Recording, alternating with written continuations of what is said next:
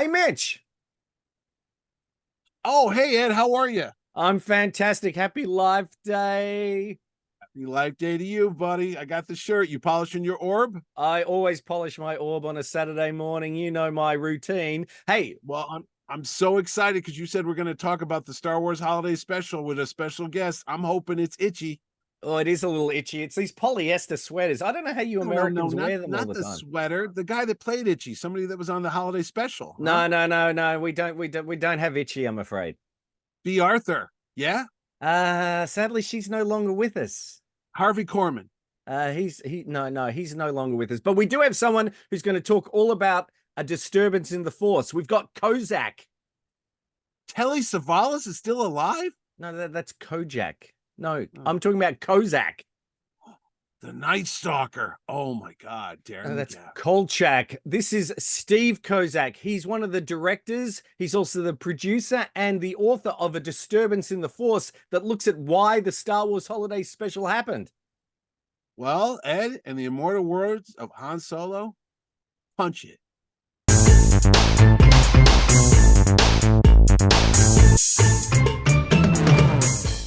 Hi, this is Ed Dollister, This is Mitch Halleck. and welcome to another exciting episode of Mitch and Ed's Excellent Adventure. If it's your first time here, thanks so much for joining us. If you are a regular viewer, thanks for coming back again. And a big welcome to all our new subscribers. Our last episode on the Herculoids is like blown up, which is fantastic. So it's great to see so many new people. We've got a special show today, but before we get into that, Mitch, how can you find out a little bit more about what we do here? Oh, Ed, it's easy as taking the biggest motion picture of all time in the 70s and turning it into one of the most hated holiday specials in the history of television. All you got to do is, I'm just kidding, is hit the subscribe button on the below, and you will be subscribed to the Mitch and Ed Excellent Adventure, and follow Ed and I as we go back into the past, looking at TV, movies, and more right here on YouTube, and hit the notification button, and you'll be alerted every time Ed and I go on another trip. So, Ed, what do we have in the agenda today? Well, as you alluded to, we have spoken about the Star Wars Holiday Special in one of our previous episodes, and we are thrilled to have our very first guest on Mitch and Ed's Excellent Adventure, Steve Kozak. Steve's a director, he's a producer, he's an author, and he's intimately involved in A Disturbance in the Force, which is looking at the Star Wars Holiday Special and how it all began. So, Steve, welcome so much to the show. Thank you very much. Thank you, Mitch and Ed. Privilege. So, Steve, how did you get involved in this project? Well, so I saw it when I was a kid. I mean, I hate to admit it. My partner's a little younger than me, and he's always making a point of saying that he was like in fifth grade or something. No, he wasn't even born. I watched it and I liked it.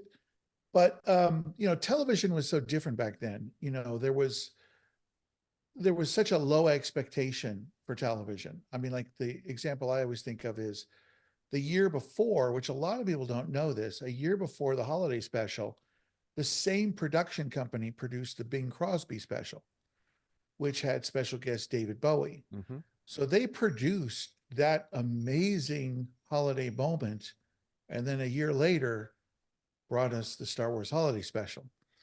And just that is an example, I think, is a perfect example, because like I was a huge David Bowie fan at the time. I was out of my head that he was going to be on the show. And of course, when you get to the show, he sings two songs, neither of which I really care about. But you know what? I was satisfied. I felt like that's all I got, because television was so broken up. These variety shows in the time had one television set in their house. So everyone sat together and watched it. So they had to kind of find a way for everyone to be represented, everyone to have some reason to watch. So, it was at the Star Wars Holiday Special, you had Art Carney for the older people, you had Diane Carroll for the TNA, you had, Jefferson Starship for the kids. Mm-hmm. And we all kind of got our little helping of television that was specifically geared towards us, but no one actually got a full viewing experience because the whole thing was watered down in order to kind of to attract everyone. Does that make any sense? Hmm. Yeah. Absolutely. got And to I ask. think, yeah, Oh, go you ahead. go, Mitch. I was going to say, I got to ask, was the dynamic and the thinking behind this did they think they were going into making a holiday classic that would be on television perpetually year after year, like a Perry Como or an Andy Williams? Was that the thinking that we are going to make a Star Wars holiday special that'll be on for the next 20 years and everyone's going to grow up with it? Was that the genesis of the idea? That really was one of the reasons why one of the writers, Lenny Rips, had said yes, because he didn't think necessarily Perry Como or Andy Williams. He thought that this would be like the perennial, the Rudolph the Red-Nosed Reindeer and Santa Claus is coming to town. He thought that that would be in that circle, which is even weirder, that you would see that 2-hour special once a year. I mean, I can't even imagine that on network TV once a year as a special treat, So yeah, no, that was the thinking. They really thought that they were going to get some, I mean, whoever those people there are that put together the Rankin Bass cartoons. I mean, I can't even imagine the kind of money you made off royalties every year on network TV. So that's what he was hoping for, but it didn't happen. And I suppose for younger people today watching this, they don't realize probably that variety specials were the norm on television back in the 70s. I was always I was always a fan of that sort of show. I loved the Donnie and Marie specials, the show that they had in their Star Wars special. I thought that was really cool. And we had the Brady Bunch Variety Hour and all those sort of things, Sonny and Cher. So it wasn't a strange sort of concept back then. Now looking back, though, you sort of think, really, what were they thinking? How did they convince all the cast to come back? That's what I'd like to know. Yeah, that was most of them had turned him down, had turned Lucas down. They all read the script and they just said, I'm not going to do this. And he basically begged them and explained to them that, and each of them all have said in different interviews that this is how he explained it, that Lucas just said, I'm trying to keep the word alive, because the second movie, Empire Strikes Back, obviously was funded with Lucas's own money. So he had a lot more writing. It was a lot more riskier. And back in those days, even the biggest movie of all time, I mean, Jaws was the biggest movie of all time before Star Wars, and that sequel was a complete catastrophe. So actually, it wasn't a bomb, but I mean, it was a critically maligned film. And so, of course, he was worried about, is anyone going to even remember Star Wars in 3 years? It seems insane, even me looking back, because I lived at that time and I remember how insane the summer was of 77 with the madness of Star Wars, how anyone could forget about Star Wars. But when you have your own money in the system and everything's kind of timed to when the toys would finally be available a year and a half later, then you could see why he was so nervous about that investment.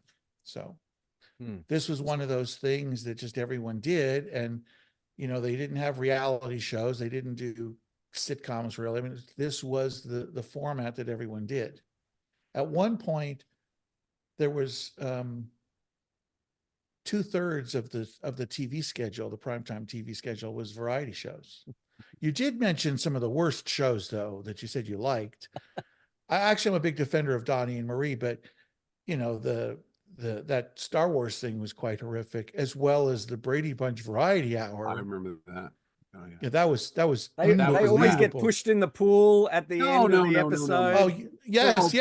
They get pushed in the pool. It was that stupid ongoing joke. It was so stupid. No, but there was whoever told anyone that Barry Williams was star material. Hey. They tried so hard to launch him as a rock star. That's with the right. Johnny Bravo thing. wasn't he? Bravo, yeah. And I always thought he was, I mean, I don't know how to rate men, but he always just seemed to me like kind of a really weird looking dude. Yeah. And he just thought he was so cool. And some of the stuff that he did on the Brady Bunch Variety Hour is quite amazing.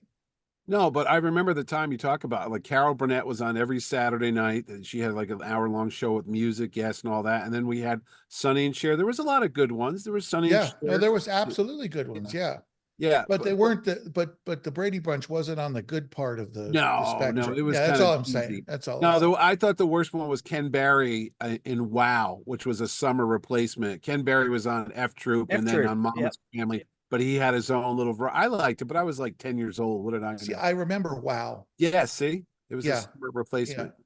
Well, I was going to say, when you talk about the Star Wars special and Lucas went around and told the actors, I didn't realize Lucas put the money up for this special, or was CBS giving him a blank check? Who paid for this? Was this a Lucasfilm limited production?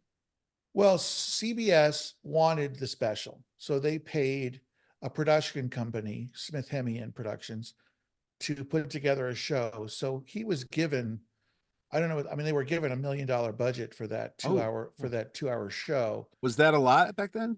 I mean, It was a lot of money back then. I mean, considering a variety show, normally wouldn't have the kind of costs incurred in this. Like, as I get into the book and we get into the documentary a little bit, the amount of overtime and double time and golden time and double golden time that they were spending sitting around doing nothing was like mind blowing. They shot the whole 3/4 of the budget in 3 days.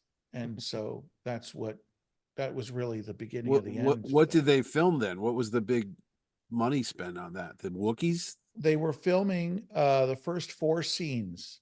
They filmed the cantina scene, Oh, which was a big scene. That's a 20-minute scene in the special. The acrobats, Oh, yes. and then the Julia Child thing, oof.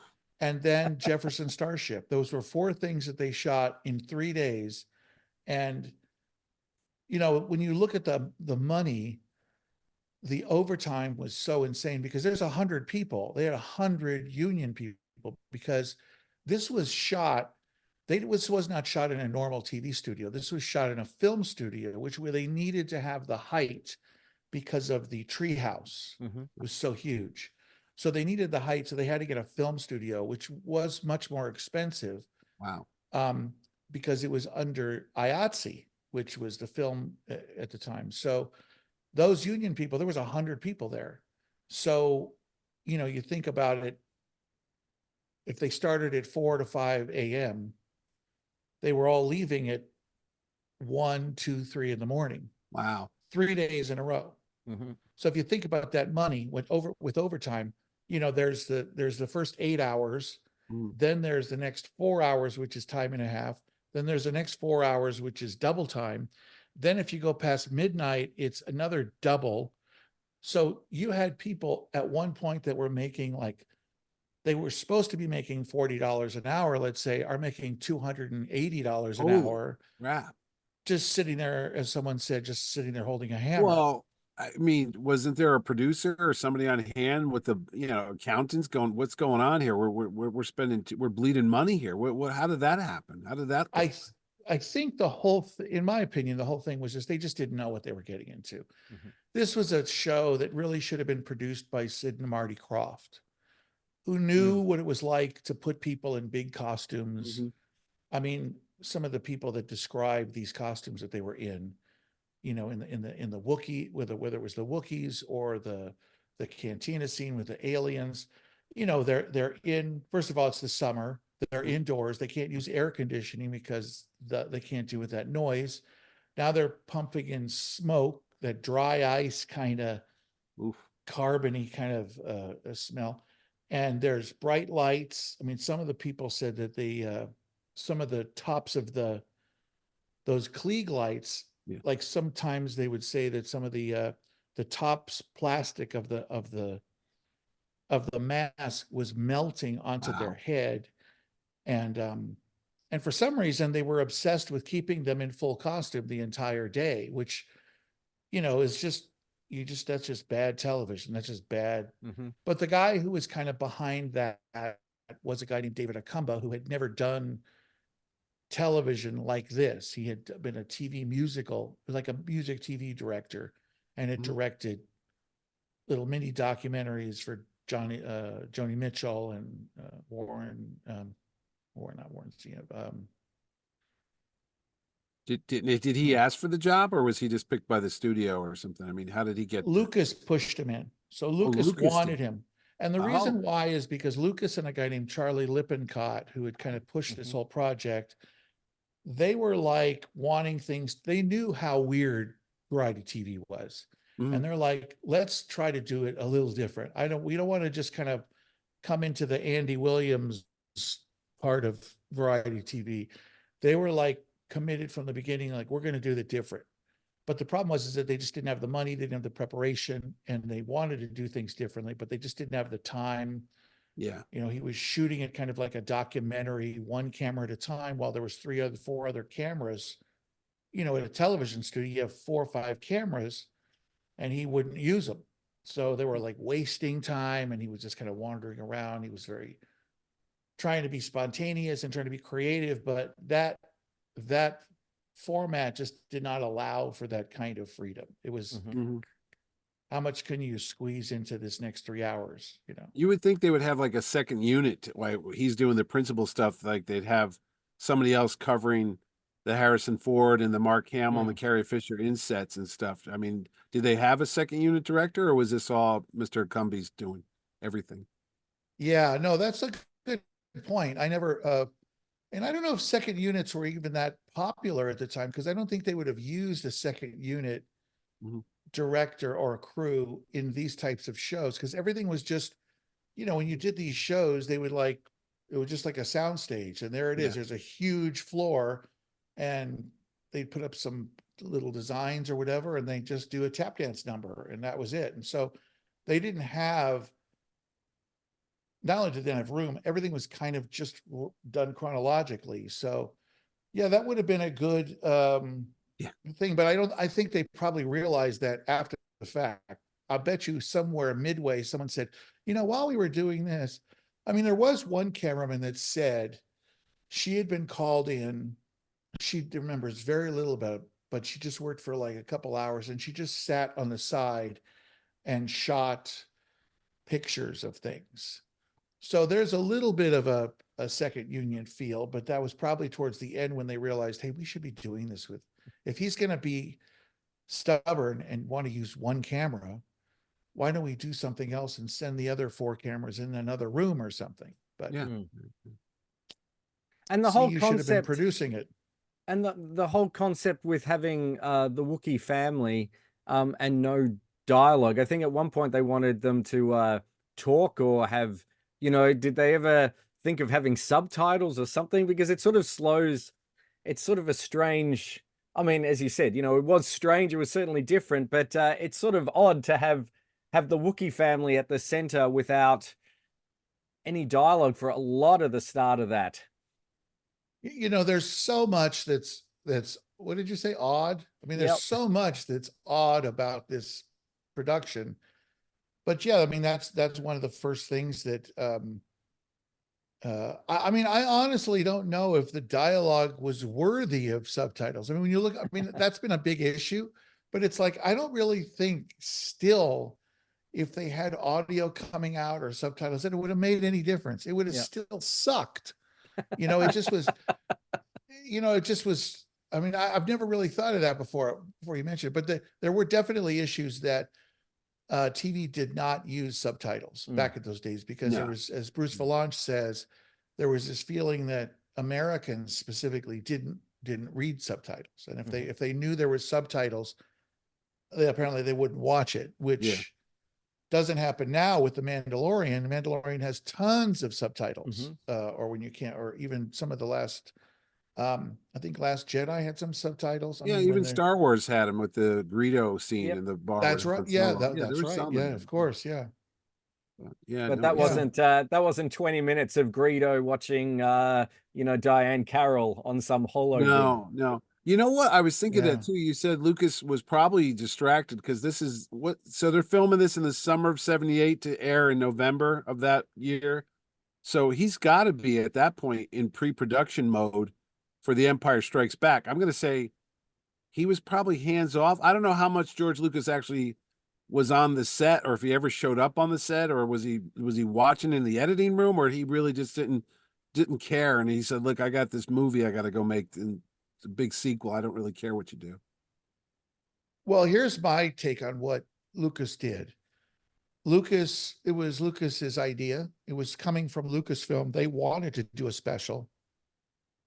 Lucas wrote a treatment for this, which is absolutely amazing. There should be a whole separate project just on the bizarre treatment. And have you seen the film or read the book either? I've seen your documentary on it, and I saw there was a segment where Ralph McQuarrie, the great illustrator and the pre-production artist on the Star Wars and a lot of Lucasfilm, they found after he passed away, I think the treatment you're speaking of, along with a lot of his preliminary sketches and such. And Right.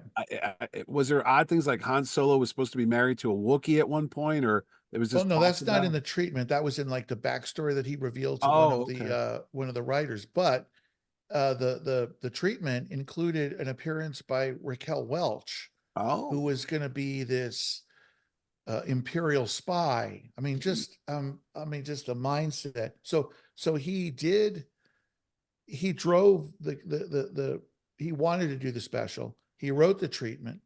He sat with the writers for about 12 hours. He convinced he let them use all of his stuff, all of his costumes and all that stuff. He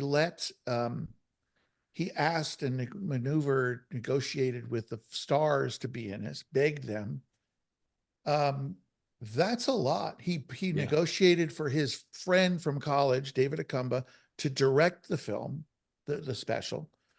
That's a lot of hands-on producing. yeah. My biggest issue, I think, with Lucas is that, and I think hopefully we really make this point in the film and in the book, that it's it's all great to try and experiment, and we applaud the concept of trying something different. And even as weird as the holiday special is, at least it's an adventure. It's an experiment. Yeah. But him not like owning it is frustrating. Like, because every like 5 years in the whole 45 years since this, it seems to be that his comments seem to be further and further. He's not associated. The first couple years, it was like, that was a mistake. Yeah, I really regret that. Da, da, da. Then it's like, nowadays it's like, I don't even know what the company was that wanted to do it. They were doing this show, they were doing this, and he really passes it off. And I find that bothersome because you can take a hit. Yeah. You can take a hit. Don't blame this on all the people at this special. As Lenny Ripp says, he knew that this was a mess. And if this was a film, he could have jumped in and he would have fixed it. But because it was a television show and he had dealing with The Empire Strikes Back, he was stuck. It was just, it was not going his way. He probably never saw that there was going to be Art Carney in it and, all these other bizarre people. But then again, in his treatment, he wanted Raquel Welch to be in it, which would make it even weirder. Who wouldn't? I mean, anyway, that's another story. I don't blame him there, but yeah. But I that's blame him. I find the Raquel Welch thing totally fascinating, because Raquel Welch in 1978, although amazing to look at, and she was still performing, she was not like the hot ticket item of the 1978. No, she was on posters. She was on Mork from Mork and Mindy. That was she appeared. like but that was after that was years later. And I think that my point is that the real Raquel Welch made it famous in the late 60s. That's when she was very famous. I think Mother Jugs and Speed was her high point in the 70s, and that was pretty much it at that point. Right. And so by 1978, Farrah Fawcett, Charlie's Angels, Wonder Woman, those were the posters that were up for kids, for guys. True. She had lost a lot of her. So I just find it so Lucas-y. Yeah. Someone that age would go like, let's do Raquel Welch instead of like, let's get Cheryl Ladd, or let's get someone I keep who's telling targeted Elle, towards my audience. I keep telling Ed, when is Elle McPherson coming on the show? And he doesn't know what I'm talking about because it's of its time. Hey, I was anyway. No, I know, but you But know it's what the funny. funny thing? It's funny. Lucas has, sort of disowned that, because when you think about today, and like I'm drinking from a Life Day mug, and Mitch has got I've a got my Life Life Day Day. shirt. There's Yeah, figures there. There's the animated Boba Fett figure that you can get. So yeah, some yeah. people are embracing it. Well, Just the just fans like Lucas. acknowledged it. Yeah. The fan. I mean, we put up with everything from the Phantom Menace, so we're diehards. It's called a cult. I mean, we'll actually look beyond everything. And when you just said you're surprised that Lucas disowned it, Steve, you're talking about a guy who about 8 years later would make Howard the Duck. I mean, let's not go there. The guy's not always hitting them out of the ballpark. He's hitting a lot of foul balls now and then as well. No pun So intended. no, yeah, there you go. Yeah. But Yeah. you mentioned Charlie Lippincott. I had the good fortune of meeting Mr. Lippincott. He used to live right up here in New England, and he was a guest at my show when we did the 40th anniversary of Star Wars, and he actually came down on a panel with Roy Thomas, who wrote the comic book adaptation Right. for Marvel, and Howard Chaykin, who was the artist on the Star Wars adaptation. And it was the first time all three of them had gotten together since the 1976 San Diego Comic Con, when he used to go around trying to drum up interest for Star Wars because nobody knew what it was. So Lippincott, as much as you talk about Lucas, he was also very good at marketing and being a showman. So I could see a lot of his fingers in the cake getting this on to CBS, getting it there. Because Kenner was probably launching the toys at this point. So I'm thinking, they're thinking November, Christmas time. I remember watching it, but I don't remember if there was a lot of ads for Kenner toys during the special or not, because it seems like an opportune moment if you're going to do this. Like, get the kids now and say, "Hey, mom, I want that X-wing fighter. I want the TIE fighter." So, do you know in your research did Kenner step up? Were they one of the sponsors of the show? Kenner never put out an ad for there's one Star Wars, I can't even remember this now. There's one Star Wars toy ad in the entire 2 hours. That's crazy. And I found a really interesting part in the book that I included, which is it's a little, might be out there, but there were these two communications experts that came up with this thing called a hole in the archive. And what they had kind of made a point of is that in the in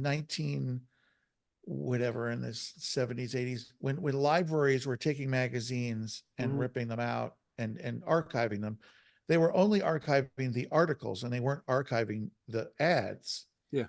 And they were pleading to the libraries to say, hey, the ads that were displayed are just as interesting, if not more important, than the articles that had been duplicated in other different magazines. Mm-hmm. And there was a guy from some Star Wars fan who said that the hole in the archive, actually, the videotape of the Star Wars holiday special, the 2-hour special with all the commercials in it, tells us more about who we are than anything. It almost kind of helps put a ceiling on the hole in the archive. And when you look and he evaluates all of the commercials, there was only 3 or 4 toy commercials in that entire 2 hours. That's great. A lot of it is like, so it's almost like CBS had no clue what they were doing. No clue. Because they should have been having, oh yeah, not just Kenner toys, but other toys. Everything. Well, I mean, Yeah. this is, but they didn't. And the listing is like, body wash, and you can't believe it. I actually totaled them up in the book to see who had written it. But you had said something right before that about the commercials. About the Kenner toy commercials? Well, yeah, I guess I was just saying that. Yeah, the Kenner. No, toy I was commercials. because the only time I thought I saw a tie-in was when Lumpy, who's Chewbacca's son, Yes, he's yes. playing with a little X-wing fighter, and I remember as a kid watching that, going, "Oh, they've got X-wing fighter toys. When are we getting ours and stuff?" So I would just remember that, like, well, where was all and the rest of the stuff? And when you think about it, it's like Kenner might not have needed to take an ad out. Yeah, that's because they had it was inorganically placed into the scene. I mean, Yeah. what better example do you want to have to sell something than the first 5 minutes of the special, which is when all the kids are probably watching, Oh yeah. Yeah. of the kids playing with it, and then Lumpy or the grandfather's building one. Itchy. Yeah. Yeah. Itchy, thank you very much. Yeah. He's whittling. Yeah, I remember. Yeah, that. I mean, it's amazing the product placement that was there. I mean, that's Yeah. genius. You would have thought like Genius. Radio Shack would have sponsored it, because there's that annoying, very long scene with Harvey Korman instructing folks how to use a computer or whatever a console. It went on forever. Yeah. And I just remember watching that, and I'm like, oh my God, this is boring. And I was like 10 or 11 years old, falling asleep. So Yeah. Radio Shack would have been a prime sponsor for this thing. You know? Yes, yes, yes. But yeah, that whole it's almost like one of the first times that you actually saw product placement in work. Yeah. I mean, in action like that, you know. Yeah. By the way, speaking of Harvey Korman, like I mentioned Carol Burnett. He was a fixture on TV. I knew who Harvey Korman was. B. Arthur I knew from Maude, who was on, and Art Carney, of course, was legendary for the Honeymooners and such too.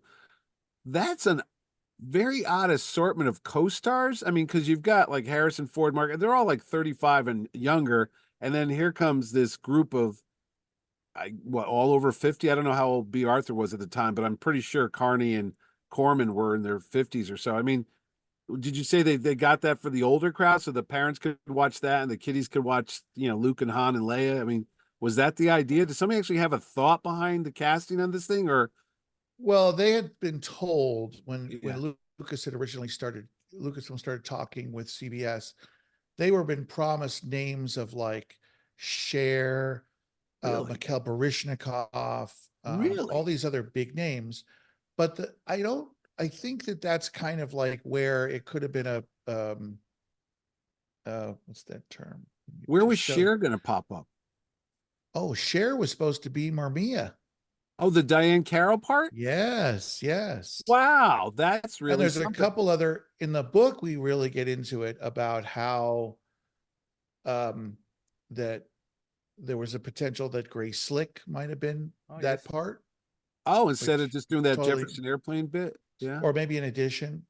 Huh. Because there's a second sketch of Mamiya that I got Bob Mackey he would just pulled it out. He goes to his assistant, isn't there another sketch we had? Remember, we didn't do anything with it. They canceled or something. Yeah. And it's a different Mamiya. She looks different. She was like a dancer. And some people say that was supposed to be for Cher. Some people don't. He doesn't remember it specifically as Cher, but he also remembers that it couldn't have been anyone else. Yeah. They were thinking it'd be Cher, Grace Slick. There was a story about Grace Slick being in that dress. So, so yeah, there was a lot of other people, but the reality is that CBS just had this amazing opening of like, oh, there's B. Arthur. She's no longer on Maude. You're gonna have B. Arthur. We'll set you up. We'll set you up. But the problem is the people that did these specials were also old. Yeah. So they're like, oh, Art Carney will be great. Yeah. I mean, not realizing that like Nobody knew who it was. these are kids. Yeah, they should have got Steve Martin or someone like that who was, Oh my God, yeah. Well, and if you saw the doc, you know that there's a Robin Williams connection because the director was getting frustrated with hearing all these old names, and he went out and he started going through comedy clubs, and he found Robin Williams in August of 1978. And he said he'd be amazing. He talked to him. He wanted to be interested in the project. In fact, he even told him, I just did a pilot for this kind of space film show as well. He brings him in, and then the producers go, oh, we're looking for name talent. Sorry, we're not looking for nobodies. And they excused him. And like literally like 6 weeks later, Mork and Mindy premieres, and he becomes giant. Huge. You know. And I believe that he would have probably been the Art Carney character. That's my guess. Yeah, that would have been a little better. Not much better, though, because overall the story, Ed and I, when we did a review of it, we talked about what we would have cut out and what we would have kept. And we kind of took that 2 hours and did like a phantom edit. And we brought it down to almost like an hour. So there is someone somewhat resemblance of a not so bad special in there if you just cut out a lot of the fat and trimmed a lot. Right. At its core, it's like, okay, this could be kind of entertaining, kind of, but Ben Burt said that. He's actually oh, said did he? that if that we could cut that could be probably cut into something salvageable if it was Yeah, cut down. I definitely. think the Because there's biggest so crime is much that it's dead dull. time. It's just a little dull. It just You goes know? on too long. Yeah, like Yeah. the cooking sketch with Harvey Korman, the computer Right. sketch I mentioned. It's like it's fine, but it's just like 3 times longer than it should be. It's like, no, you need Well, a little editing. yeah, it almost seems like it's timed along a soap opera. It has a soap opera sense to it when Yeah, it's yeah, I in can that see thing. that. Yeah. You know, it just has that slow timing, just trotting along. Yeah. And but you know, you mentioned Charlie Lippincott, and I will Yes. tell you this: one of the most proud things I have about the project, that it gives me goosebumps about. When I first reached out to Charlie Lippincott, he was very, very persnickety. And Yeah. I'm sure you saw that too. Oh, He was I dealt very, with him. very Yeah. persnickety. Yeah. It was a trick to get him here at the show. Yeah, You can go very, very online different. actually and watch his final interview. He passed away during the COVID, but Right. there's a YouTube about an hour long panel they filmed at my Terrificon back in 2018, 2017. You could watch him. Even at the older age, and he wasn't feeling too well towards the end, but he still had a little bit of snarkiness to him. So yeah, Well, he was something to deal with. Yeah. yeah, and I was so challenged by him. I immediately was like turned off by him because I'm like, Yeah. oh, I could see that. he was Yeah. like responding to me on my private emails through posting on his page. He would Yeah. post on his page his comments to me. And I will tell you that he turned me off so much. I just was like, but Oh, slowly but surely, I started learning about him and what yeah. he went through and how he was so completely unappreciated by Mhm. Lucasfilm. Completely unappreciated. No one talks about, they talk about Joe Johnston, they talk about Ralph Oh McQuarrie, no. they talk about John Williams. No one ever mentions Charlie Lippincott. He was the cheerleader. If it This wasn't for is the that guy guy. that did Yeah. it when it Yeah. was nothing, Yep. you know. And I interviewed, and so I, I remember the day that our film, the documentary premiered at South by Southwest, I'm reading all these reviews, and we got tremendous reviews that first day. Yeah. And I remember I'm walking across the street in Austin, and I'm just reading these reviews. And all of a sudden, my publisher calls me, who had just read the first draft of the book. And he said, I love the book. I love this. He said, what you have done is you have written a love letter to Charlie Lippincott. Oh, And that's cool. that was the most wonderful thing because this guy was so maligned, treated so unfairly.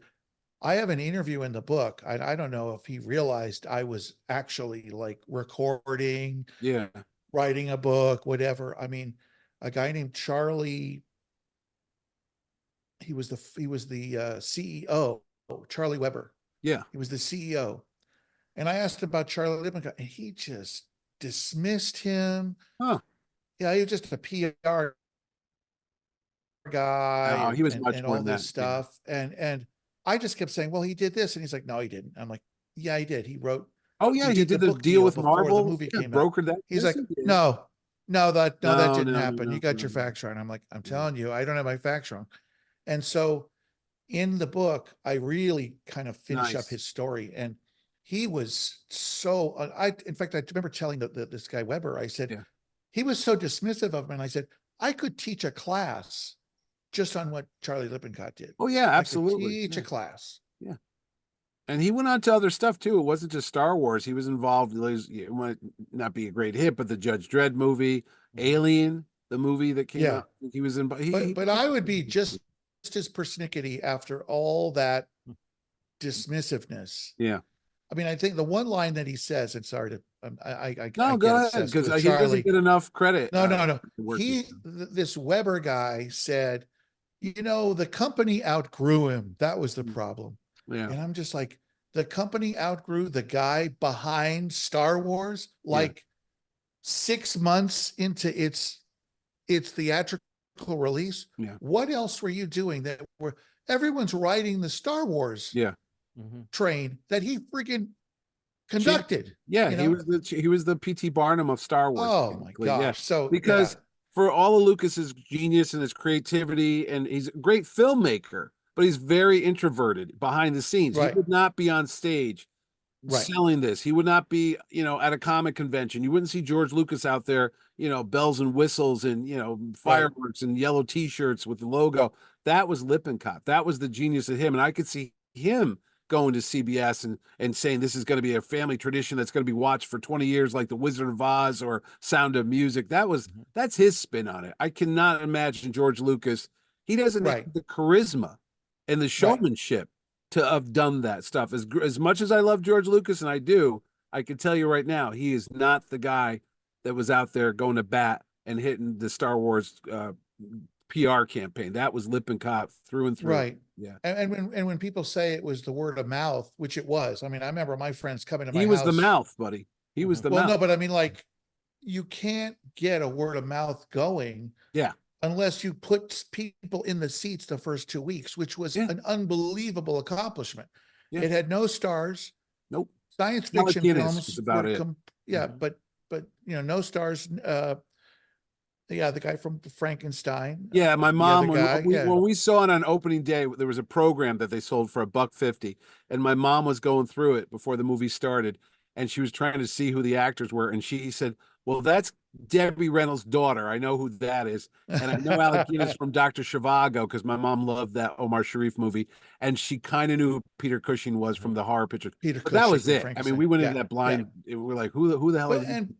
And plus, science fiction films were not making money. I mean, no, 2001 Logan's had Run. barely started to make money again. So I just find it, it's all great to say it's word of mouth, but you have to get the people in the seats to then start talking about it. It wouldn't have happened, the word of mouth sensation, because it was like, I remember friends of mine coming to my house and going, we're going to go see Star Wars. Come on, you got to come with us. It's amazing. I saw it 13 times. Every that summer was insane. Yeah, somebody who wanted to go see it, like a cousin or an uncle, didn't see it. I'll go, and you just jumped on board to go see it again. Yeah. It's funny when I talked about these days. I was at a screening a couple of months ago, and I was like saying, the one unfortunate thing, like the co-director Jeremy Kuhn, missed out. He didn't get, and his generation did not have that experience of going to a movie and seeing that trench scene at the end of Star Wars in a theater. Yeah. Holy mackerel. That is like the most insane experience I ever. Well, and it never got old. I remember the opening shot with the Star Destroyer coming across the screen. Yes, it just seemed to take forever. And people in the audience, I was 10 years old or whatever. Right. And people were gasping like, oh, they couldn't believe what they were seeing. They're like, yeah, it's unlike anything anyone's ever seen before. It was real. It was real. So exciting. But yeah, I mean, to describe the feeling of that is so hard for people to understand what it was like to see that in a theater with the scents around and going through those trenches and those. Oh my gosh, that scene when Han and Luke are shooting in the opposite ends and they're in that fight. Oh my gosh. I mean, the prison cell block. Yes. No. I meant the the Death Star attack? No, the first thing when they're shooting outside, remember they've left somewhere. Oh, when they're at the Mos Eisley spaceport when they're taking off and the stormtroopers show up? No, and they're flying. They're flying on the Millennium Falcon, and Luke and you know what I'm talking about, right? Yeah, when they escape where they escape the Death Star. And they're on those really cool things, and they're spinning around on this. Oh my god! Here we come is I think the John Williams track. Here they come. Hear it and go, hurry up! Don't get cocky. Yeah, and I can hear the music in my head already as soon as you said "din." And the little display that we thought was amazing, this little grid, red and yellow. Right. Oh my god, that's computer graphics. That's something to see. And part of the charm of this film, was kind of reliving and bringing people back to that time frame with variety shows and movie theaters. And, So Steve, how did A Disturbance in the Force come to fruition? Well, I had an association at the time, a trade association of people. I work at Jimmy Kimmel Live, so I do like footage licensing and like for clips and stills, and so I have an association of people that do that, different shows, documentaries, and we were looking to revisit, like the Emmys takes they do something called For Your Consideration, where they take a really great film and they dissect it and they have a live event and the original filmmakers. So I thought, how about For Your Reconsideration? And we explore the movies and TV shows that were bad. And as I was putting people together for this one, which seemed the obvious one, I realized I knew a lot of the people in it because my old man had produced a lot of those Bob Hope specials. And it's a very small niche of people. A lot of them were very close family friends of mine. And that's when I realized I don't want to do a live event. I'll waste this. A lot of these people are, a couple of them have passed away since the film was made. And Jeremy came in and immediately invested in the project. And we started shooting really seriously, very quickly.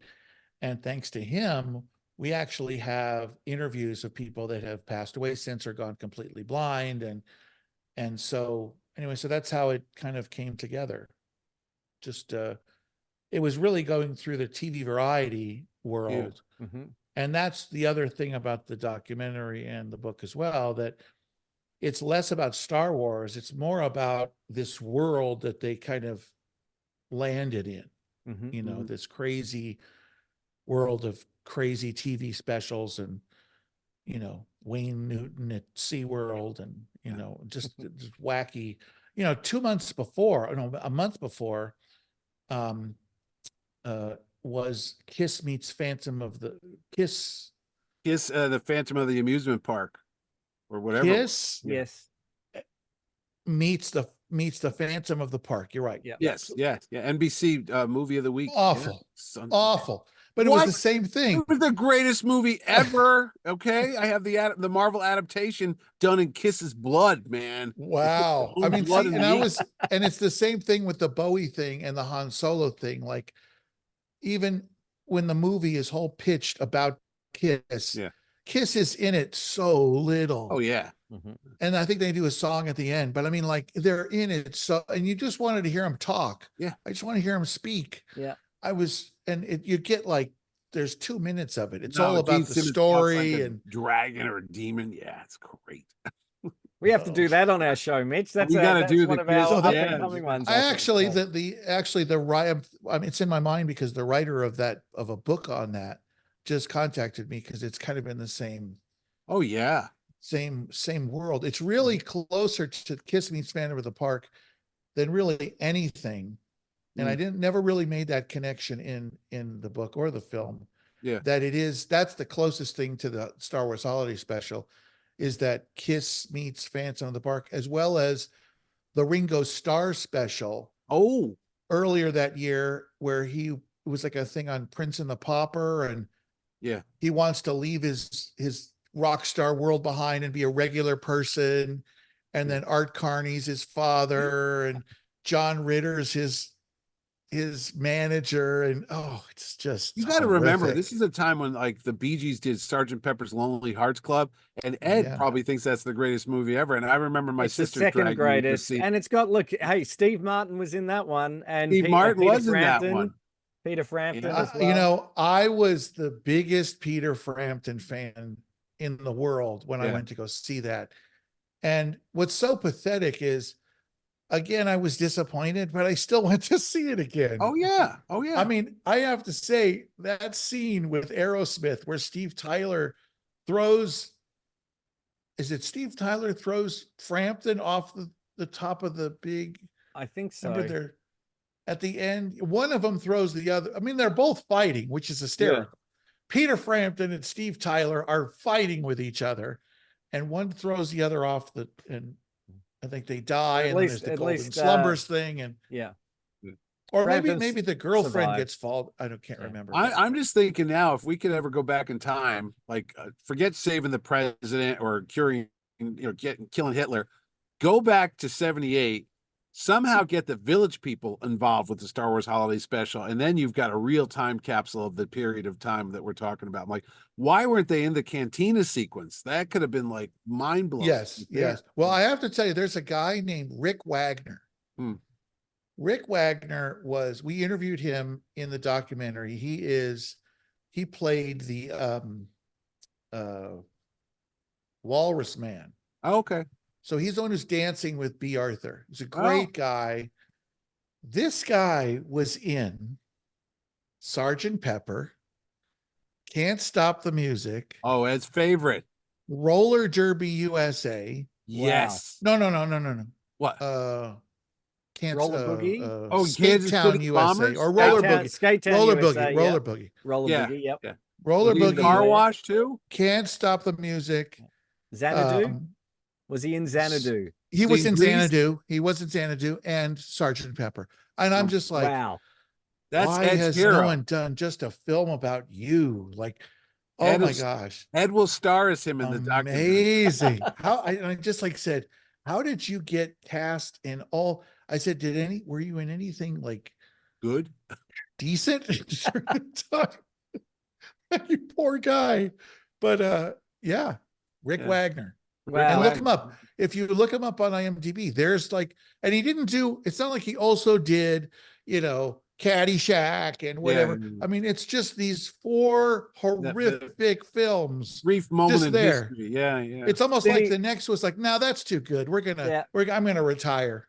Well, speaking of too good, there's one thing that everyone agrees upon, no matter how much they malign the Star Wars Holiday Special, Yes. was the awesome Boba Fett cartoon. And when I just talked about toys, all I remember is Boba Fett was on that, and that's all we talked about. We went back to the playground. We kind of like talked to each other, like, what the hell was the grandfather watching? What was going on with Lumpy? Why did Mark Hamill look so weird with that makeup? He looked like Sandy Duncan.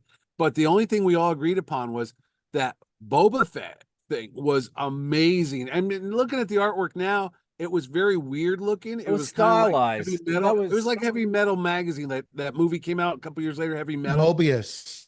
Yes. Mobius, exactly. Yeah. That's what it was So inspired by. And Nelvana did wrote- it, I think, didn't they? Nelvana Did was Lucas the company. did Lucas write that cartoon? Lucas wrote that treatment and he wrote Really? the script to that 10-minute cartoon. And I have the actual script to that. Now, So what yeah, happened? he totally did that. And a writer named Rod Warren Yeah. took that script and then figured out what stuff they would need to animate. And then that got sent to Nelvana, Right. who are those amazing animators who have a great story on their own, who from Canada, who animated it. Now, why Yeah, did they get picked? And why weren't they like the go-to to go like, oh, we'll go to Hanna-Barbera or we'll go to that other fellow that we always talk about, Filmation, I believe it Lou was. Scheimer Roman? in Filmation. Lou Film Scheimer, yeah. Roman? Why didn't they just go to like a local LA animator? Whose idea was it to go to Nelvana? Because it's very avant-garde. I don't think they were like they're not a household name. It's not Walt Disney or something. No one's ever asked that question. And it opens up a whole new I always thing. wondered it as a kid. I'm like, where the hell these people come from? You know? Yeah, so they were friends. The first director, David Akamba, was from Toronto. Oh, okay. So he knew of these guys. They'd done something called a Cosmic Christmas, which is kind of it was like just like the year before they had done something, and the animation was kind of cool on it. Yeah. And they Akamba pitched them to Lucas, and Lucas kind of liked what they saw. So these guys, one of the guys flew out from Toronto with no money to meet Lucas in Northern California. And his story is quite amazing, which isn't really documented much. Well, first of all, the 3 of them were working in Toronto right off the what is it? It's the Ontario River or something like that. It's a big ocean kind of store, like a Thunder Bay. I'm such a I'm so uneducated. You go It's up like to Lake it's Superior, like an Lake ocean Erie, or Lake something like that. Champlain, Yeah, something like that. St. Lawrence Seaway. I don't know. So it's a very it's like being on the San Francisco Bay, very salty. I think it's air Thunder and- Bay. I might be wrong. probably. So they shared an office on the same floor as a smelting company. Huh. Like, can you imagine someone having BO or something like that Well, and then thinking about someone who is putting together fish once a week and canning it and smell, so I mean that's what they were working on, these poor kids. uh-huh. One of them, they flew him to Lucas, and when Lucas pitched him, I thought one of the funniest little anecdotes was the fact that Lucas then took him out to Taco Bell.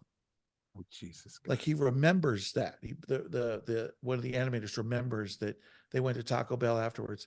No, it was just such an unusual cartoon. And like I said, that is on Disney Plus. They Yeah. don't do the holiday special, but they pulled, I think it's called something Wookiee, the Reluctant Wookiee or whatever they renamed it.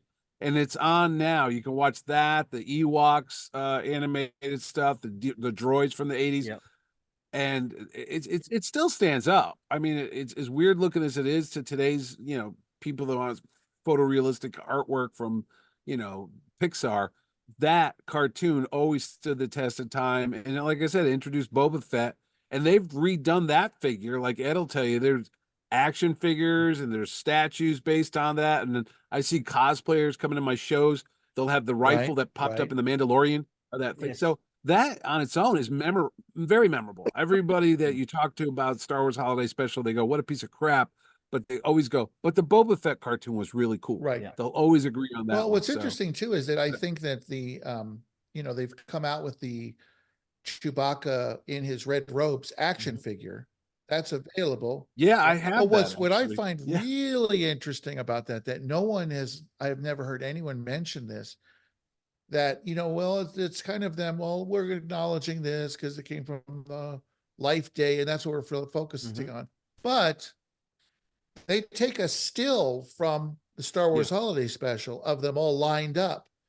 That's quite powerful for them to embrace even one frame of yeah. the actual Star Wars, because that's not part of the cartoon. That's No, part of the special that sucks. And there it is. They're no, literally, merchandising it. it's on They're the merchandising it. It's on the box art. I have it upstairs. You're gonna laugh at me, but they actually came out with a Life Day advent calendar. It might be for the kids, but I go, what kid's gonna know about this? Because they weren't even born then. It opens up, it's like a pop-up, and this little tree shows up that's supposed to be from Kashyyyk, the Wookiee planet. Right. And each day of Advent, as you get towards Christmas, you open it up, and there's a little different ornament, and it tells the story of the whole Life Day celebration and what it means to this people in the Star Wars galaxy and the history of Right. it. Nowhere do they say, "Oh, by the way, this is all based on a horrific holiday special that George Lucas himself denies and wants to burn every copy if he can ever find." That's the other thing I want to ask you. When you did your special in your documentary, did you have to use that famous YouTube video that was recorded off the WCBS TV in New York? Because I remember watching Rollins Smith, who was our local newscaster here in Connecticut, New York, and he pops up. He's the "Don't Fight" or "Fight the Frizzies," which was a little bumper they used for the 11 o'clock news, and that became a cult thing. And can you not get a clean copy for a documentary, or did you have to go off of YouTube or wherever you dug it up from a comic convention? I mean, is there a clean copy of this anywhere? Does Disney have one in the vault somewhere? Well, they must have a clean copy of it because that's what they used to produce to release the Reluctant Wookiee cartoon. Mhm. Yeah. So Oh, they see, must you're have, right. Yeah. So they Lucas must has have it somewhere. gone, yeah, yeah. So they must have had a master in house. Um, I knew the producer of the film, who did not go on camera. He's 93. He doesn't Wow. remember anything, but he did have, I always get this. So at the time of the 70s, they would use 2-inch masters. Very rare would they use 1-inch masters at that time, but they would use 2-inch masters to edit from. And then you would make a 1-inch edit Yeah. master, and then you would make 3/4. Those were the VHSs, DVDs of the time. The 3/4 were the cheap screeners, Yeah. but it was really good quality. It was 3/4 inch. I mean, it was a big, and it was encased in a really, really safe plastic casing, so that, if you had that master and it was straight off of the master. So I have that copy. Yeah. So I have a copy of the 2-inch master that was dubbed to 3/4 inch. And I have a copy of that digitized. Nice. What's interesting is that Jeremy, was the editor, is much more technically savvy on another solar system, pardon the pun, than I am, had found another clean copy, whether it's the WCBS one, there's a one from Baltimore, Yeah. that actually was better in certain ways than the actual master that was literally from the production company. Oh, So, and there are times when he pulls from the master I got from under the table from the production company, and when he uses the aspect ratio is what it is. It's just not yeah, a quality thing.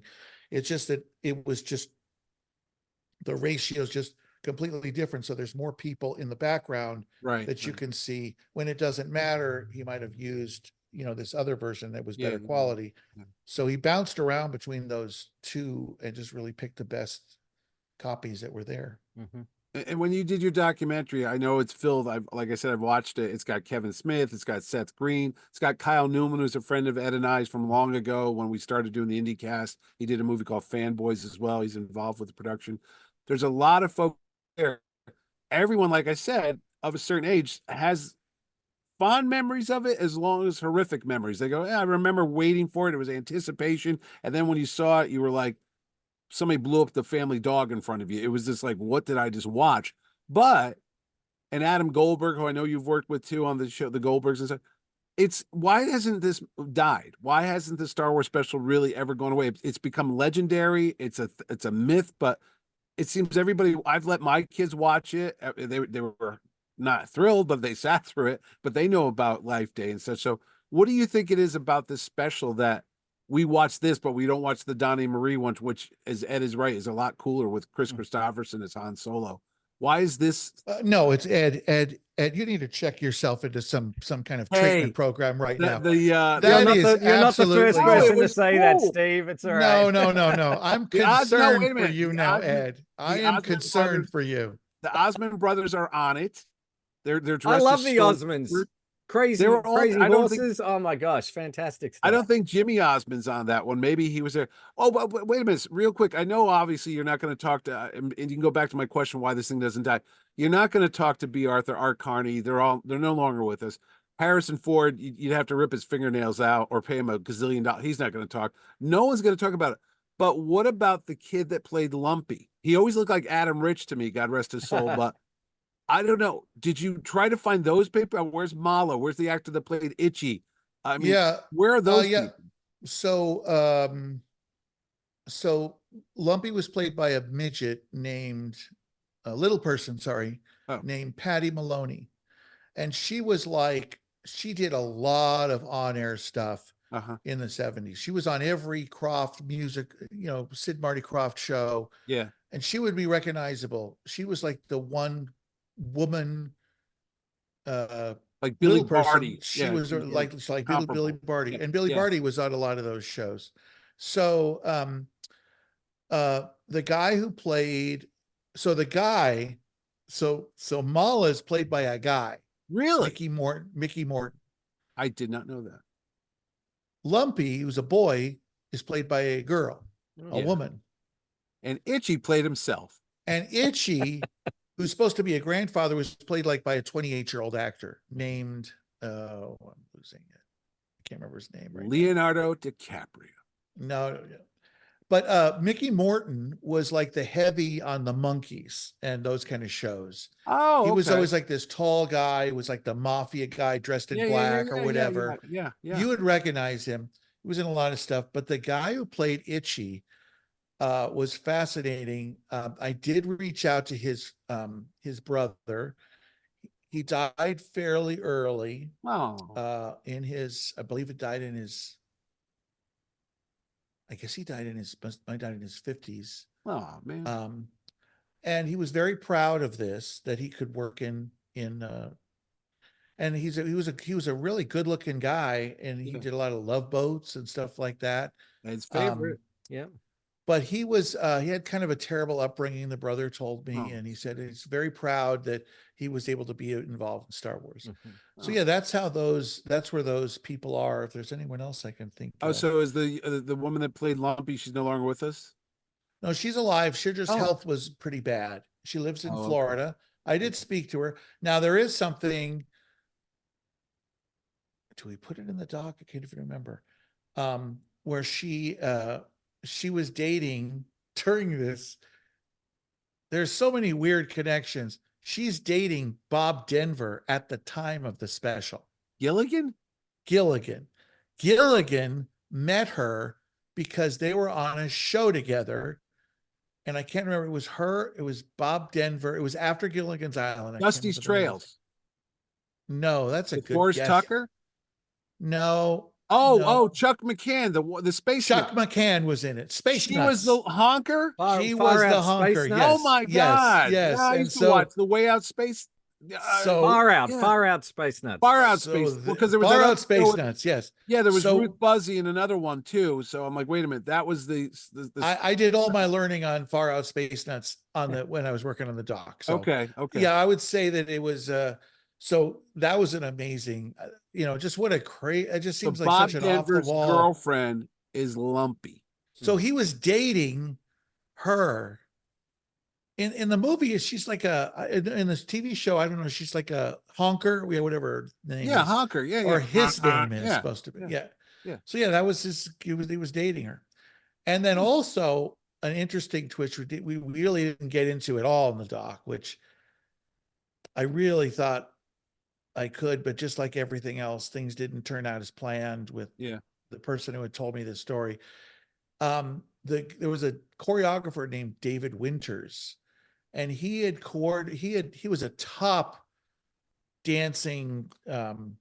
He was dating at that time Hmm. Linda Lovelace. The Debbie Does Dallas. Yes. Lovelace, No, the not porn the. star? I don't. She did. No, Linda Lovelace. Well, did yeah, that. she was Deep Throat, wasn't Deep she? Throat. Deep Throat. That's it. Yes. So I've And, heard. So I've heard. Yeah, and so I mean, if you just Google Linda Lovelace Yeah. and David Winters, you'll see they were an item, and the Really? media knew who he was. He was kind of an off the wall. Well, I mean, anyone who dates a Deep Throat, there's got to be something different about them. Let's just say That's that. another show we haven't done Let's yet. just Exactly. don't Google it on your Don't work go to Deep- computer. It might be the guy in the X-Files. That's another. Right.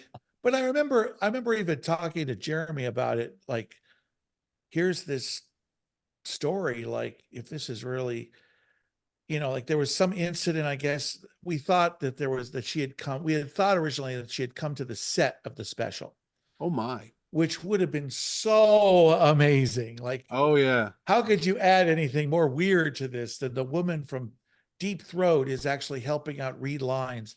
But it turned Wow. out it was at a different special Ah. with David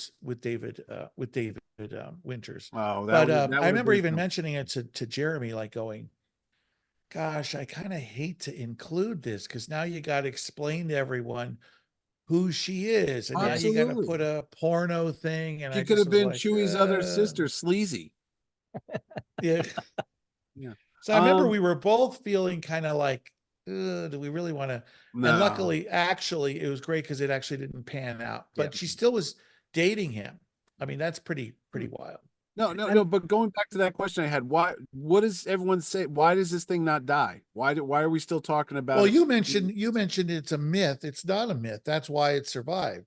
Because it really happened. It's something that really, really happened. And people can't believe that Lucas, who is such a control freak about every single thing in his career, how on earth did he just like hand this off to the producers of Donnie and Marie and say, hey, I'm going to go work on something else. You guys finish this up. I mean, Yeah. maddening. It's the concept is so maddening. Is so maddening that they do that. And then when you think also about the fact that there was so many there was Bob Mackey doing costumes. Yeah, There's costume designer. Yeah. there's the three writers, one of the composers is the guy that wrote the David Bowie song with Bing Crosby, wrote the Little Drummer Boy Oh, yeah. Peace on Earth thing. they're just top directors. The director is Steve Binder, who did the Oh, the Elvis Elvis Presley special. comeback special. Yeah, absolutely. He's The famous. comeback special. Very talented.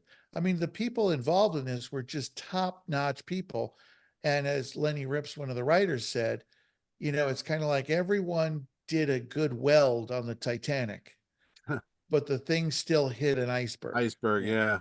So that's kind of the analogy. Like, you know, it's almost like it was a dream team Yeah, that needed a Chuck Daly to bring it to together. kind of Yeah. get everyone together. Yeah. What were the ratings like on this when it hit? Because I remember I watched, everybody in the playground watched it. We got back to school and everybody was talking about it. We didn't say we loved it, but we all saw it. So how did it do when it premiered? It was 13 million people, which was okay. It's probably it's probably mid-level ratings at the time. That's about the It lost to population the of second Australia in 1978. So Yeah, I think it was on in the middle of the week for some reason, like a Thursday or Friday, if I remember. I don't know why. it was on a Friday. It was a Friday. Okay, I do remember. Yeah, it was something at the It end was of the the week. Friday before Thanksgiving. Oh, so yeah, everybody's home. Everybody's gonna watch it. That's the great weekend, I guess. yeah. Yeah, I don't really know how that works because I know a lot of times, sometimes like Saturday night shows didn't do well because people would go out. So Well, Friday hit and was like miss. Friday was the up against. Let me see. Friday night, 1978. Yeah, the $6 Million Man. You had Donnie Marie. It was CBS would have had Wonder Woman and Hulk, but they weren't on that night. Wow. Holy mackerel. Hey man, I didn't go out. I was a Wow. kid. Do you 8 o'clock. remember the Saturday night lineup? Oh yeah, the Saturday Night lineup was All in the Family, Bob Newhart, MASH once in a while. Carol Burnett was on at 10 o'clock, and there was something else in between there. Maybe it was. No, you messed up. Sorry. Wait, It okay. was All in the Family, Yes. MASH, Mary Tyler Moore, Bob Newhart, Carol Carol Burnett. Burnett. There you go. Okay. And then at some point, I think on Friday night at 10 o'clock was the weirdest show. Night Do you Stalker? remember Love? What'd you say? The Night Stalker was on earlier in the 70s. Oh, Kolchak. Yeah, I got Kolchak, abused the for Night that. Stalker. Oh Yeah. yeah, that's my favorite. No, but I'm thinking of, do you remember Love American Style? Yes, Love American. I remember it was always, they always pitched it like it was so dirty. And Oh yeah, doing it in the red, white, and it was and blue. so nothing. It was so nothing. I got this better for you, Steve. I'm old enough to remember Friday night meant the Brady Bunch, then the Partridge Family, then there was something on, and then you missed it again. I'm Come very on. disappointed, man. It was Brady Bunch. Brady Bunch. And then at 9 o'clock, it was Partridge Family. But at 8:30, it was Hot L Baltimore. Nanny and the Professor. Oh, I love that Oh, show. that's early Yes, 70s. yes. Okay. Richard Long. Yep. Richard Long and Juliet Mills. Did you know that we actually did get a Star Wars Holiday Special action figure? The Snaggletooth from Star Wars that was released in 1978. The picture is not actually of Snaggletooth. It's from the Star Wars Holiday Special on the action figure. So I did not technically, know that. Snaggletooth is from the Star Wars Holiday Special. So Because there he's you the go. taller one, right? The tall, yeah, they released the blue. Sears released the blue Snaggletooth. Here's catalog. But yeah. the photo on the 1978 Right, action was figure is different from color, the Star Wars. yeah. Right. Yeah, it's from the Star Wars Holiday Special. So there you Well, go. there you go. I thought I'd better Yeah, contribute there's all these something. weird things where it should have been. And, you know, there's all these people have, I know Kevin Anderson has, the science fiction author has adapted Myrmia into a whole story, the storyline of this woman, I think his name was Kwai Ku, who had a whole planet of people that looked like her. And she actually winds up creating the Death Star, helping to, you know, the storyline in Rogue One where the other guy was helping, she was actually before him. So there's all these people are always trying to throw in the holiday special and make it there's a great story.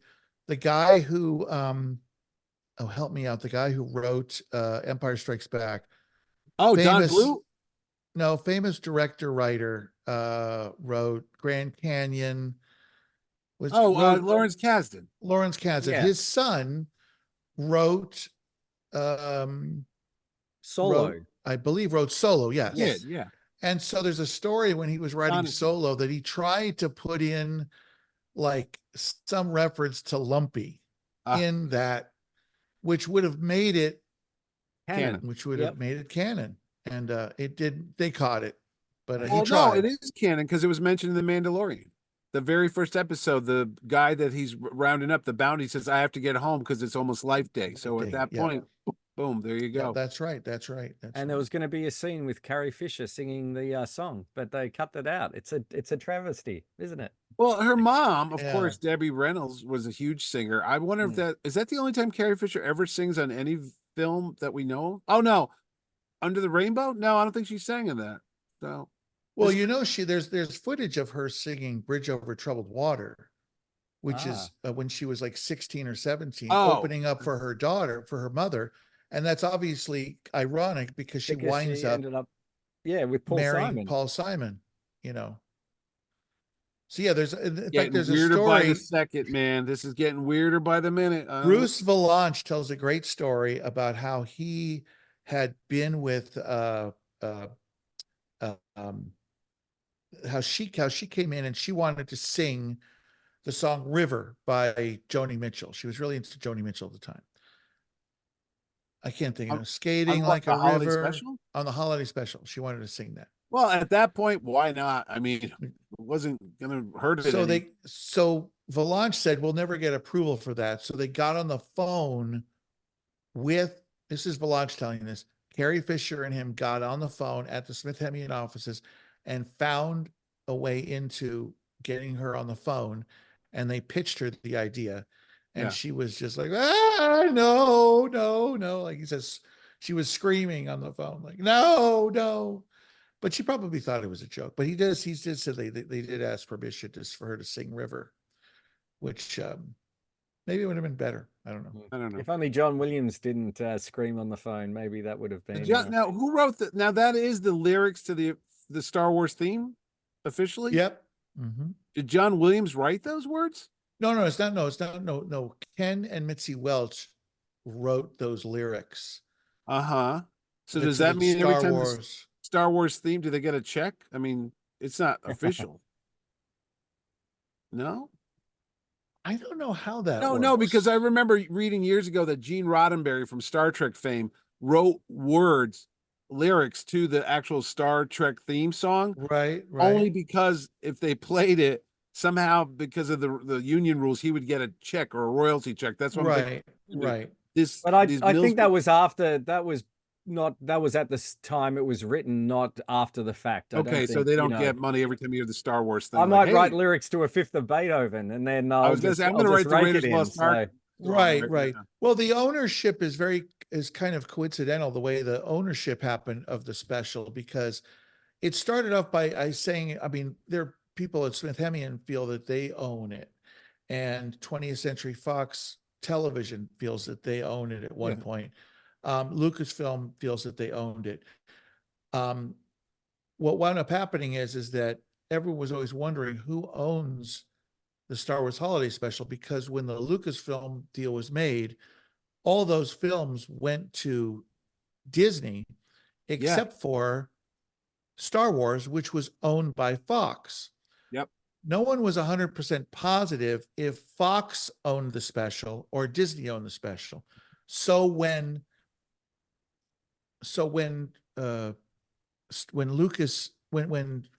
Disney purchased Fox a couple of years after that, then it all just doesn't matter. Now it's all under the Disney umbrella. So, well, like I said, if you look at the Disney catalog, I know I've given Ed a gift. He's got the mug. I got the advent calendar. I got the sweatshirt on. I didn't get any gifts from you. Disney is making money on this is the gift, Steve. Well, you're welcome. You got it. Yeah. I have a book over there all about Life Day, so somebody's cashing a check somewhere. I don't know if George isn't happy, but everybody else is making a dime on it. So yeah. Well, that's funny because Kyle Newman was so eloquent. Gosh, so eloquent the way he gave remarks for my book and the way he's interviewed in the special. So eloquent. He has just a perfect way of explaining that, the Star Wars special is not only still alive, but now it's being merchandised. Like, they are just churning it up. And he's very, just keeps referring to it as they're merchandising. It's not just accepting it. It's not just No. allowing it. Mhm. They've taken it 20 steps further, and they are, all over Disney. And, I was at Barnes and Noble last week. There's all this Life Day stuff all over the place. That's what I'm saying. They're getting It's their money amazing. on this thing. It's amazing. There's a comic book. I just had it the other day. Yeah, They with- came out, Marvel comic, all about Life Day. It was like a whole issue about Chewie's family and stuff. So. Yeah. Well, and one of the things that, Jonathan Rinsler, who we interviewed just before he died, was, Yep. Great guy. another very eloquent interview we did. That one was a spectacular event, talking to him right before he passed away. But he was like adamantly saying that, like, the problem is that he doesn't think that there was much damage that was due to anyone who worked on that special on the Lucasfilm side, because my contention has been, I don't think they really hated it then. It just was that it wasn't what they ideally have, but they didn't realize how horrific it was. When you look at it 40 years later and you see the fact that it's the same thing as that, oh my gosh, there's dancing stormtroopers and Donnie and Marie, and, Wayne Newton is singing to a love song to a whale. And I mean, that stuff was just such garbage that, but he says everyone survived. Mhm. And Right. the fact that a year later, Lucas allows Luke Skywalker and R2D2 and C-3PO to And Chewbacca. dance, Yeah. On the to Muppet Show. dance on the Muppet Show, Yes. Right. is like, he wasn't feeling regretful. Mm. He wasn't like burying his head. He went and did worse.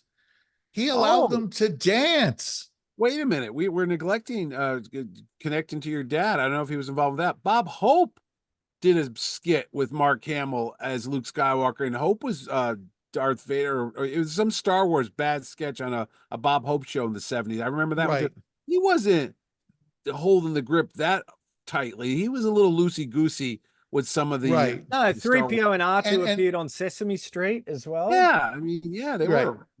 Yeah. Right. So for him to be rewriting history and saying that, he hates it, he didn't hate it that bad. I don't think Yeah, I think he's plus just he silly. didn't realize that it would pop up 20 years later Right. on the internet. Right. He knew that there was, I mean, I don't think he even realized it had survived on 3/4 inch at the time, Probably so thought it was melting. Anyway, you've talked about your book. You've talked about the documentary. I know I watched it because I saw it on Amazon Prime, but where can you get the book? Is it available right Yeah. now? I mean, It's Christmas. It's Christmas. We've missed Life Day, but it'll be a It's- perfect gift for Christmas. it's a perfect gift. look at This that. just needs a bow on it, It does. It's available through Amazon. It's available at bookstores, Barnes and Noble, independent bookstores have it.